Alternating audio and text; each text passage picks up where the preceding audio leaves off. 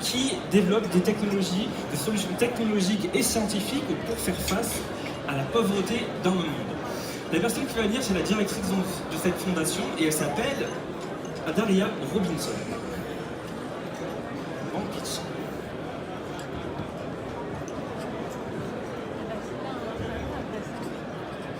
J'ouvre pas la bouche parce qu'à partir du moment où j'ouvre la bouche, les 180 secondes commencent.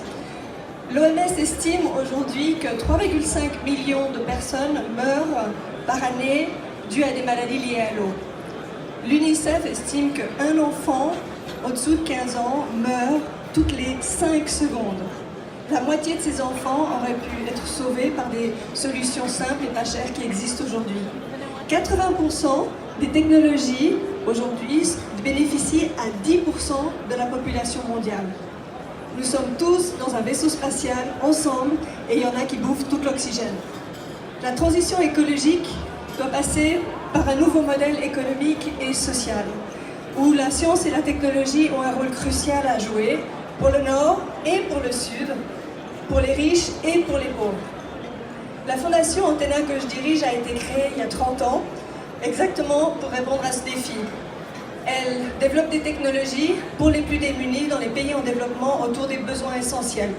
Par exemple, au Mali et au Cameroun, nous amenons une autonomie énergétique en utilisant des batteries solaires et en créant un système de distribution pour qu'elles soient distribuées dans des endroits complètement démunis.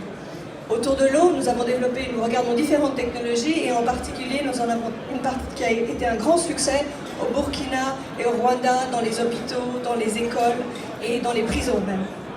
Ces technologies, elles doivent être robustes. Il faut qu'on puisse les mettre à l'arrière d'un camion pendant 10 heures et qu'elles ne cassent pas. Il faut qu'on puisse en fait les mettre sous le soleil subsaharien et que l'électronique ne fonde pas. Il faut aussi qu'elles servent à quelque chose, il faut qu'elles soient utiles, il faut qu'elles répondent à un besoin. Notre fondateur, Denis van der Weyden, quand il va en Afrique visiter les hôpitaux, il va toujours à l'arrière. D'abord, pour voir ce qu'il n'utilise pas, pour voir ce qui est cassé, pour voir ce qui ne fonctionne pas. Après avoir fait tous ces tests terrain, nous nous assurons ensuite que ces solutions restent après qu'on soit passé et en développant des modèles économiques et en permettant de créer des jobs autour. La solution, elle marche, elle est simple. Avec en moyenne une personne de notre équipe, on peut aider plus de 100 000 personnes sur le terrain. Nous connaissons le terrain, nous connaissons les besoins, nous avons un très grand réseau de partenaires sur place et les technologies abondent aujourd'hui. Quand on connaît bien les besoins et les problèmes, les innovations sont beaucoup plus pertinentes. J'ai besoin maintenant de plus de gens qui sont autour de ce nexus, technologie, société, économie, pour les plus pauvres. À vous, laboratoires publics et privés, faisons tout ça ensemble, mettons nos équipes pour travailler sur ces technologies. À vous, les philanthropes, soutenez ces micro-entrepreneurs qui pourront devenir des startups. À vous, investisseurs, osez investir pour ces 90% de la population qui n'ont pas droit encore à des technologies de base pour leurs propres besoins. Et à vous, gouvernement, au pluriel, ouvrez ces robinets pour soutenir la recherche et les technologies pour les plus pauvres dans ces pays en développement. Merci. Merci Daria.